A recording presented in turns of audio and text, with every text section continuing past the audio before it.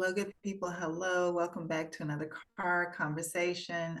As promised, I did want to have a conversation about the difference between leaders and followers. Okay, so I think what's happened here, first of all, in the entire world, there are more followers than leaders.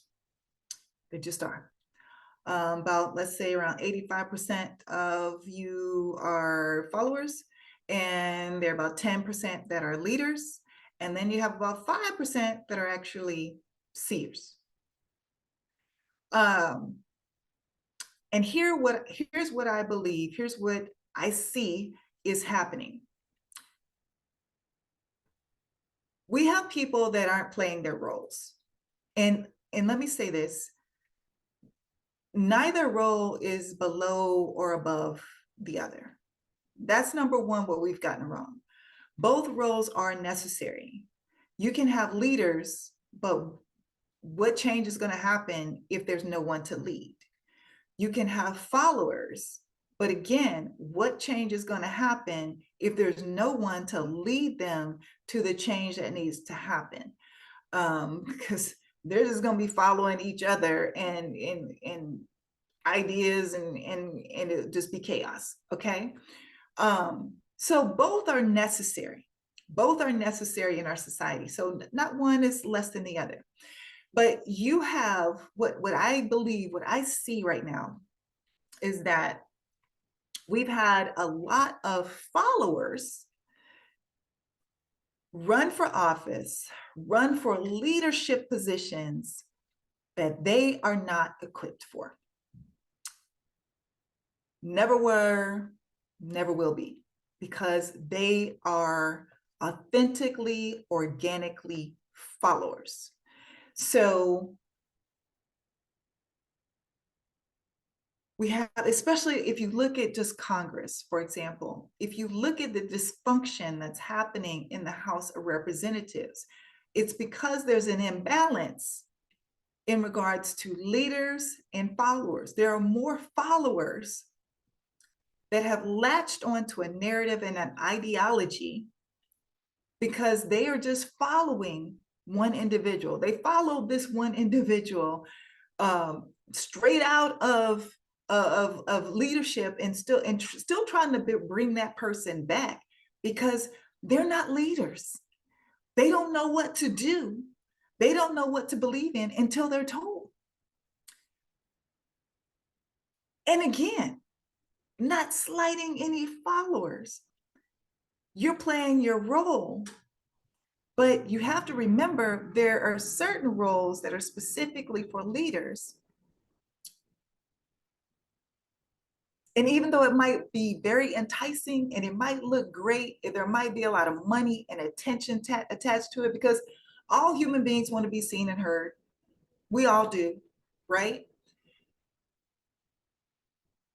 But I would encourage you, if you know genuinely you're a follower, to find other means of doing that other than stepping into leadership positions.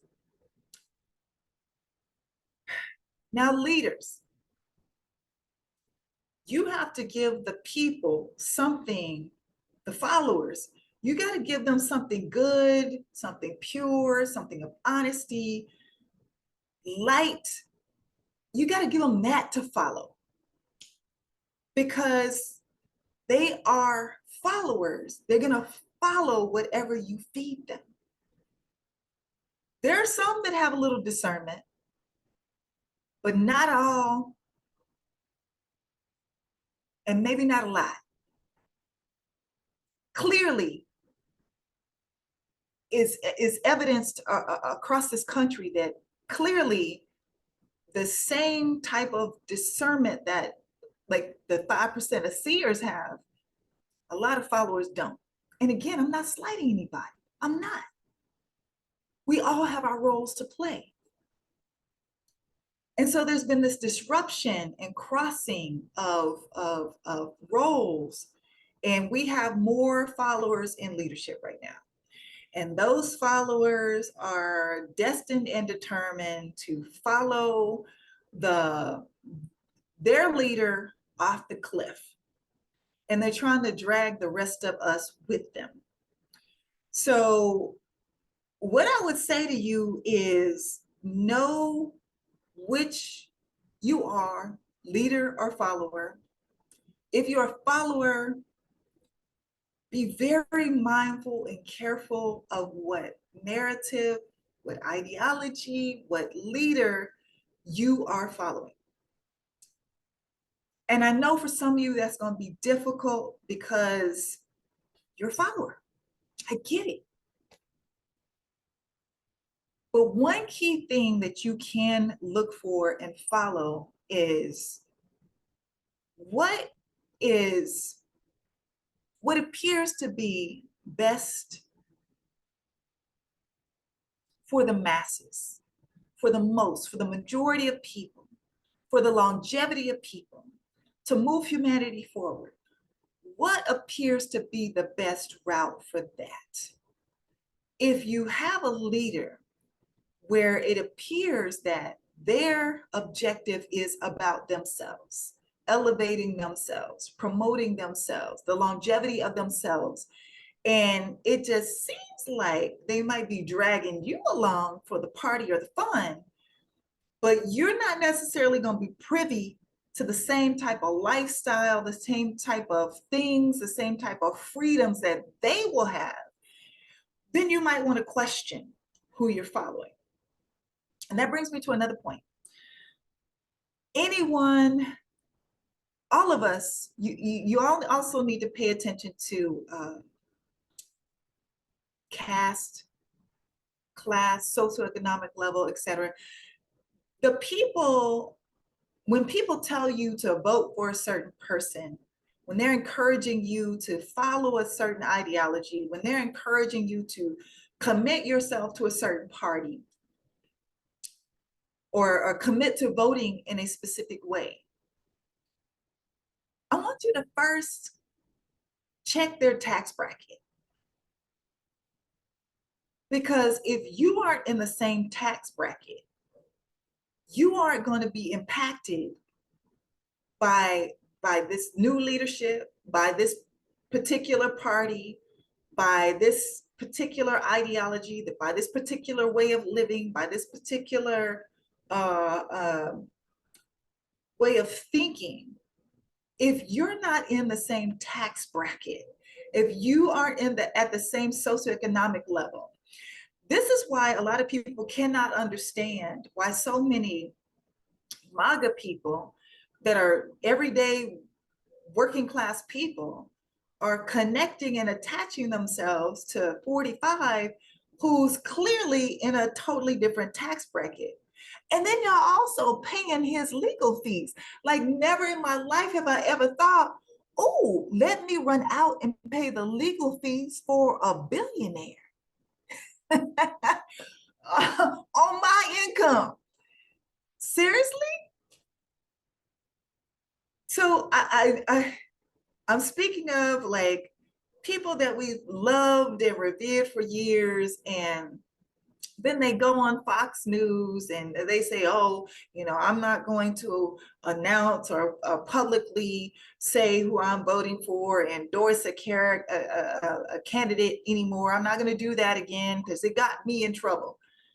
Well, it got them in trouble with a certain group of people because maybe they lost a few followers, because most of y'all will still follow these people. I don't understand it, but you will. Maybe they lost a few followers, but at the end of the day, what they're really concerned about is their tax bracket. Because if Republicans are back in office, have the majority, have the House, the Senate, and then also have the White House, those tax exemptions that were provided by 45 and his regime to wealthy people and corporations, they're gone in 2025. So understand that is what these people of a certain tax bracket are trying to protect. Your rappers that have come out and told you to vote for 45. your entertainers, your former wrestlers, your I cover all the gamut of entertainment that, bigger than life personality. I want you to look at their tax brackets. And if it doesn't match yours, if they would be put into the wealthy category, understand when they are encouraging you to vote for a certain person, it's not necessarily about you or your welfare. It's about protecting the luxuries, the 401k, the income, the the ability to hold on and keep their money versus paying the taxes that they should be paying according to their tax bracket. That's what that's about. It's not about you. It's not about the greater good of the country. It's not about everybody's livelihood. It's about them. It's about protecting their own. What is theirs? Their money. Their money. Their money, and that money that allows them to live a life of luxury and for some be in positions of power. That's what it is. So think very carefully before you just follow whatever rapper, whatever actor, whatever entertainer of the day is encouraging you to vote for a specific person. Now that goes both ways. There's somebody that could be watching this and saying, well, I'm wealthy and I don't want my taxes. I don't want my taxes to go up. I don't want to pay. And I know who you're going to vote for if you vote selfishly. But we got to stop doing that too. We are where we are because we are an individualistic society. That's why we find ourselves where we are today in America. The crabs in the bucket. That's why we are where we are. So we need to course correct and become more collectivistic, more of the mindset of, what's good for me is good for my brother or my sister. We want to make sure everybody's taken care of. We want to make sure everybody is able to eat. That's the mentality that we need to have. We don't have that right now. So pay close attention.